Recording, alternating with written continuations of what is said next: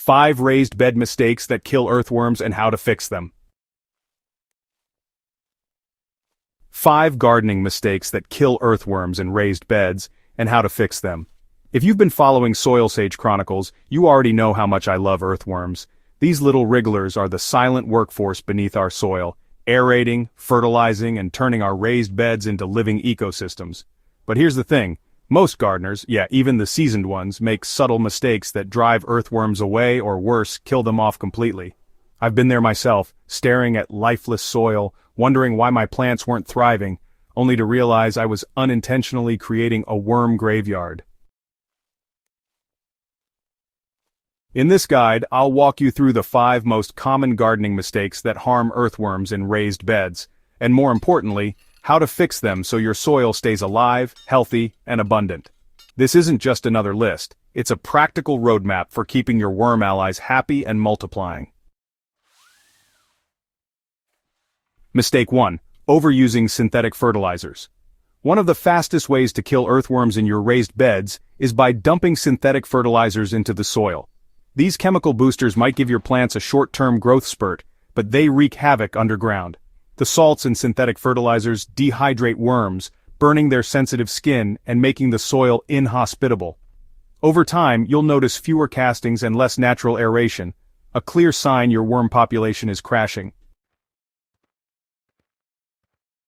So what's the fix? Well, you want to feed your soil, not just your plants. That means switching over to organic fertilizers like compost, aged manure, or even worm castings themselves. These options don't just nourish your plants slowly and steadily, they also create a real worm buffet. You know, when I stopped using those quick-release fertilizers and leaned into homemade compost, I saw worms return within just a few weeks. They were working their way through the soil like little miners of fertility.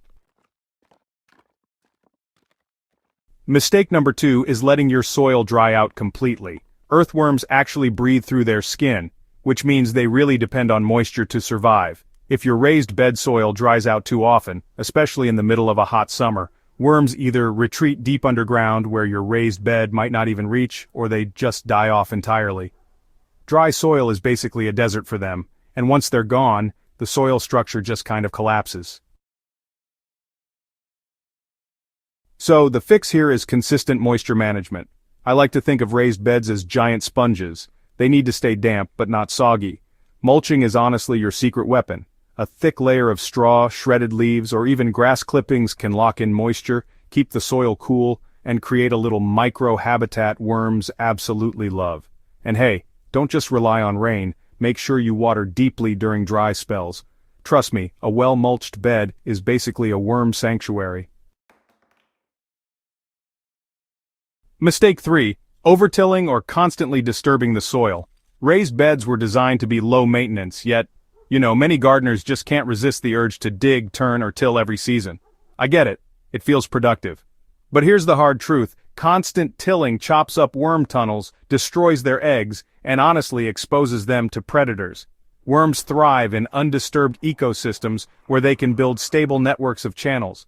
Break that, and you break their ability to support your plants. The fix is to adopt a no-till or low-disturbance approach. Instead of turning the soil over, just top-dress with compost or organic matter and let the worms pull it down naturally. They are the ultimate tillers. You just have to trust them. When I stopped double-digging my beds and instead layered organic matter on top, I noticed worm populations skyrocketed. Within a season, the soil was looser, richer, and teeming with life, all thanks to leaving it alone. Mistake 4. Neglecting organic matter. Here's the simple truth. No organic matter, no worms. Earthworms survive by consuming decomposing material. If your raised bed is filled only with sterile soil mixes or wood-heavy blends like pure bark or sawdust, worms will have nothing to eat. They'll either starve or move elsewhere in search of food. The fix is simple, yet powerful. Constantly feed your soil with organic matter. That could mean kitchen scraps, compost, shredded leaves, or cover crops. Think of it as setting the table for your worm family.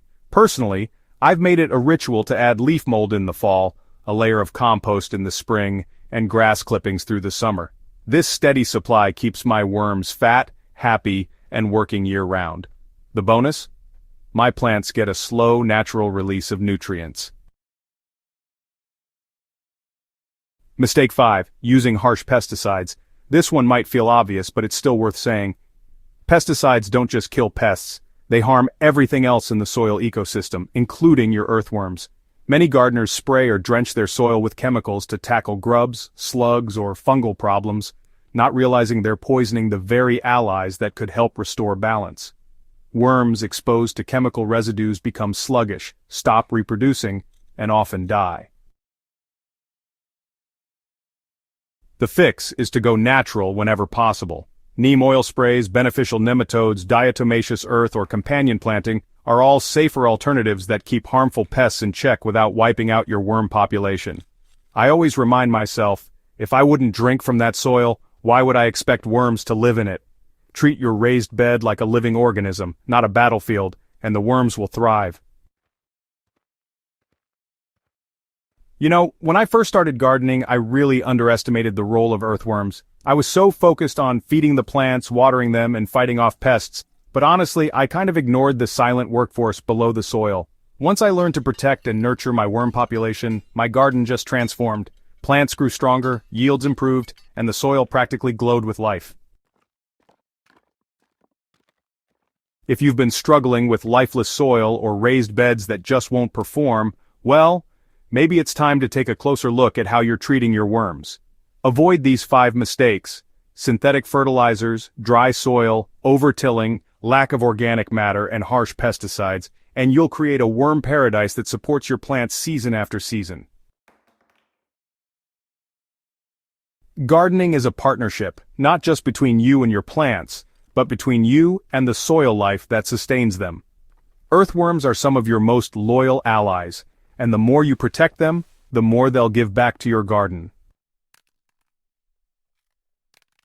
If you found this guide helpful, don't forget to subscribe to SoilSage Chronicles on YouTube for more down-to-earth gardening wisdom. And hey, share this article with a fellow gardener who might be unknowingly making these mistakes. Together, we can spread the worm love and build healthier gardens everywhere.